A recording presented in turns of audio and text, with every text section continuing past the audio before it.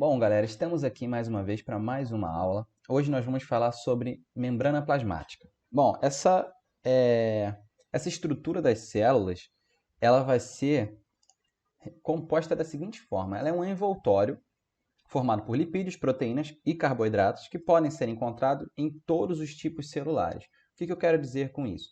Ela delimita o espaço da célula, ok? É ela quem vai determinar qual é o espaço extracelular e intracelular. E, além disso, a membrana plasmática ela vai estar presente em todos os tipos celulares. Sejam organismos procarióticos, eucarióticos, sejam fungos, bactérias, animais, vegetais, todos eles vão possuir membrana plasmática, ok? Bom, e como que essa membrana ela está estruturada? Primeira coisa de tudo, ela é formada principalmente por fosfolipídios, beleza? Nós vimos isso lá na nossa aula de lipídios, lá no início do ano. E esses fosfolipídios vão estar dispostos em uma camada dupla, beleza? Então a gente diz que a membrana plasmática é uma bicamada lipídica, tranquilo? E nessa bicamada nós vamos ter diversas proteínas inseridas. Algumas dessas proteínas voltadas para o lado de fora, para o lado de dentro, algumas delas que atravessam completamente a membrana, ok? E como que essa membrana ela se comporta? Como que é o estado dela?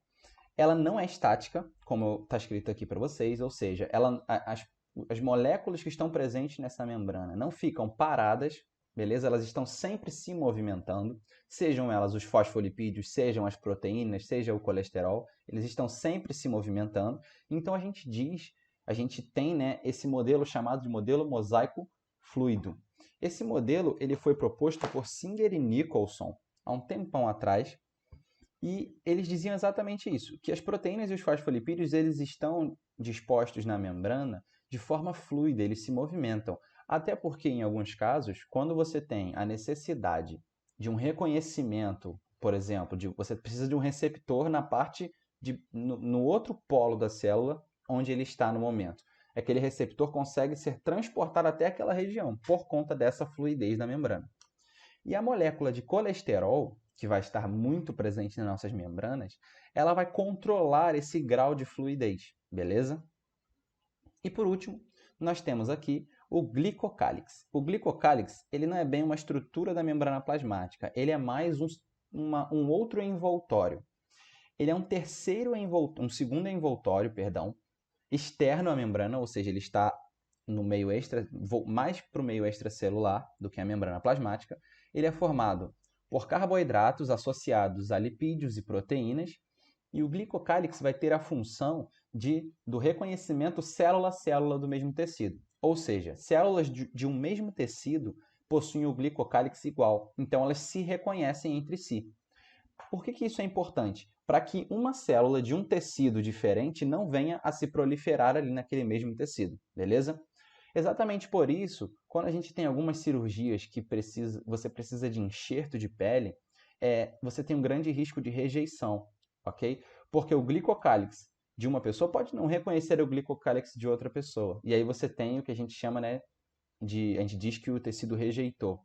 E aí aquele tecido pode necrosar, pode causar diversas complicações. Por isso que precisa ser muito bem elaborado e feito com muita delicadeza. Bom, seguindo aqui, a principal molécula da nossa membrana plasmática é o fosfolipídio, beleza? Essa molécula, ela possui uma característica muito importante para a membrana. Ela possui uma natureza anfipática. Nós já falamos sobre isso também. Antes da gente explicar o que é essa natureza, percebam só aqui a estrutura do nosso fosfolipídio. Ele possui um grupamento fosfato, um grupamento glicerol e duas cadeias de ácidos graxos, uma insaturada e a outra saturada, beleza? Por que isso é importante? O grupo fosfato somado ao grupo glicerol formam uma porção hidrofílica do nosso fosfolipídio. E os ácidos graxos formam uma porção hidrofóbica. O que significa? Essa parte de cima vermelhinha aqui, ela possui afinidade pela água, enquanto a parte de baixo não possui afinidade pela água. Essa combinação de naturezas hidrofílica e hidrofóbica se chama, a gente diz, né, que é uma natureza anfipática, ok? Existem até alguns experimentos interessantes. Quando você libera moléculas anfipáticas, como os fosfolipídios, em meio aquoso, eles tendem a formar vesículas, eles tendem a se organizar de forma globular, internalizando, né, essas partes hidrofóbicas para que elas saiam do contato com a água e externalizando as partes hidrofílicas. Como eu coloquei para vocês aqui, ó, acho que está na próxima imagem. Olha só que interessante. Ainda falando sobre essa natureza. Percebam que a parte hidrofóbica dos nossos fosfolipídios, ela fica voltada para a parte interna da membrana, sem contato com o meio externo ou com o meio interno da célula. Por quê? Tanto o meio extracelular quanto o citoplasma da célula são formados praticamente por água. Então, essas moléculas não possuem afinidade suficiente para terem contato com a água, seja de fora ou de dentro da célula. E aqui a gente tem a representação da bicamada lipídica, algumas proteínas aqui, como essa azulzinha, essas vermelhinhas, a verde ali também, que ficam, né, ancoradas à nossa membrana. E, por último, né, a porção hidrofílica fica exposta para o meio aquoso, para o meio onde tem uma grande quantidade de água. Agora, por que essa natureza é importante? O fato dessa parte interna da nossa membrana plasmática ser hidrofóbica dificulta a passagem de certas substâncias aqui pela membrana plasmática. E a gente chama essa característica de permeabilidade seletiva. A nossa membrana plasmática seleciona o que entra e o que sai da nossa célula por conta dessa natureza dos fosfolipídios. Então, algumas moléculas, alguns íons, por exemplo, passam livremente aqui pela nossa membrana plasmática. Outros íons e substâncias não conseguem. Então, como que esses íons entram e saem? Eles entram através do auxílio de proteínas. E dessa forma você tem um maior controle sobre a entrada e a saída desses tipos de molécula, beleza? Por exemplo, a água. A água não flui livremente pela membrana plasmática. Então, como que a água entra e sai da célula? Através de proteínas canal, chamadas de aquaporinas. Quando essas proteínas se abrem, você tem a entrada ou a saída de água da célula, entenderam? Dessa forma, você pode evitar o inchamento da célula, você entrar água em excesso na célula, ou você pode impedir também a desidratação da célula, a saída de água da célula em excesso, beleza? Então, a gente falou aqui sobre permeabilidade seletiva. Por conta dessa natureza dos fosfolipídios, a membrana controla o que entra e o que sai da célula. Bom, a gente vai falar agora sobre algumas especializações de membrana, mas antes eu queria comentar até sobre essa situação que a gente vive agora. A gente tem a gente vive uma pandemia causada por um vírus e não sei se vocês lembram aí, mas os vírus, para que eles consigam se reproduzir dentro do corpo humano, eles precisam entrar dentro da célula, eles precisam chegar dentro da célula para poder inserir o seu material genético dentro dessa célula e para que ela passe a produzir novos vírus. O que acontece? Alguns medicamentos que estão sendo testados contra o coronavírus hoje, eles alteram a permeabilidade da nossa membrana, inclusive eles inibem alguns receptores de membrana e impedem que o vírus consiga ser endocitado, que ele consiga entrar na célula. Isso faz com que ele não consiga colocar o seu material genético em contato com o material genético da célula e, de certa forma, ele não conseguiria se reproduzir dessa forma. Achei interessante comentar com vocês por conta, né, do assunto que a gente está falando agora. Bom, agora, para a gente ver algumas coisas interessantes sobre a membrana, ela possui algumas especializações. São algumas características diferenciadas da nossa membrana plasmática que possuem outras funções além das funções que a gente comentou até agora. A primeira delas são as microvilosidades. Essas microvilosidades podem ser encontradas nas células do nosso intestino delgado e elas são projeçõezinhas de membrana parecidas com dedos, mais ou menos. Aqui na foto não dá para ver, né?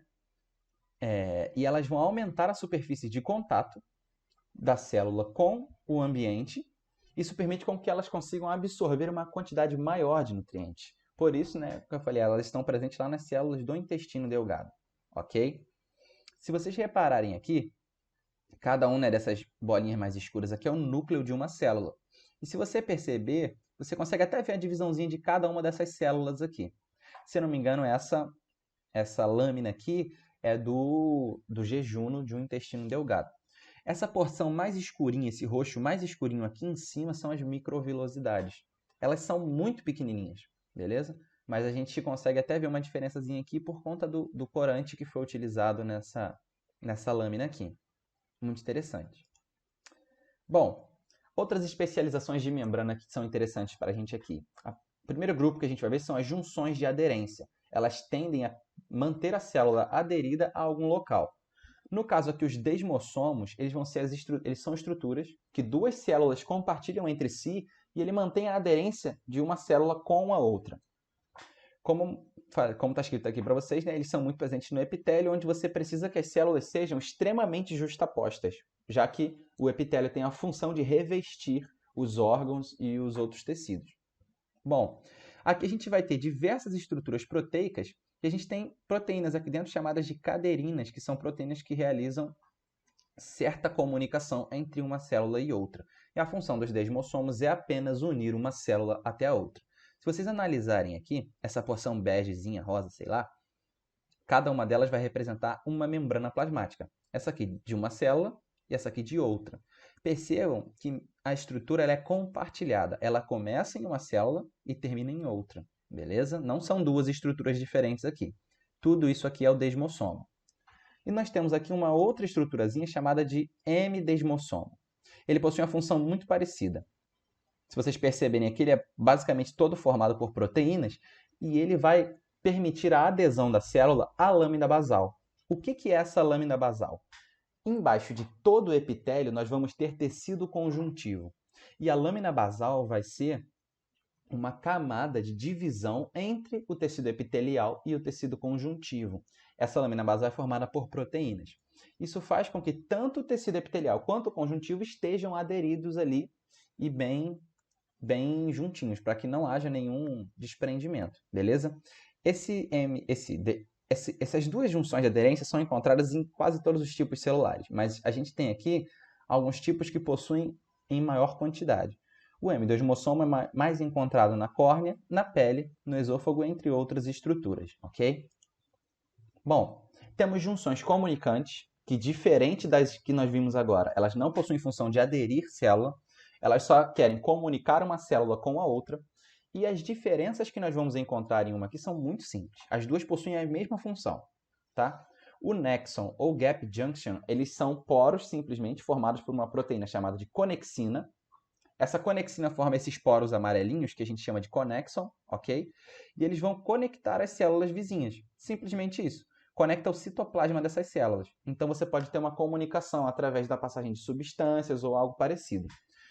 E o plasmodesmo vão ser aquelas junções comunicantes presentes nos vegetais. Também são poros formados por algumas proteínas e que vão comunicar o citoplasma das células vegetais. Qual é a diferença do nexon para o plasmodesmo? O nexon acontece em células animais e o plasmodesmo em células vegetais, ok? Simplesmente isso. E para a gente terminar aqui, nós temos as junções de oclusão. São aquelas junções que pretendem deixar a membrana tão aproximada e impedir a passagem de substância entre aqueles espaços ali, ok? Então, a única junção que a gente vai falar hoje são as zonas de oclusão, que a gente está escrito aqui como tight junction, né? São esses azuizinhos aqui. Nós temos duas membranas plasmáticas aqui da célula A e da célula B, e essas junções impedem o fluxo de substância entre essas duas membranas, beleza? Elas também podem ser utilizadas aqui para criar, né, um local neutro, um local onde não vai ter o fluxo de líquidos aqui, tranquilo? Mas elas não chegam a ser junções para aderir às duas células, elas só querem causar a oclusão daquele ambiente, entenderam? Bom, galera, esse foi o conteúdo de hoje, é um conteúdo curtinho, tá? Tem uns nomes muito estranhos aí, mas é coisa simples de entender.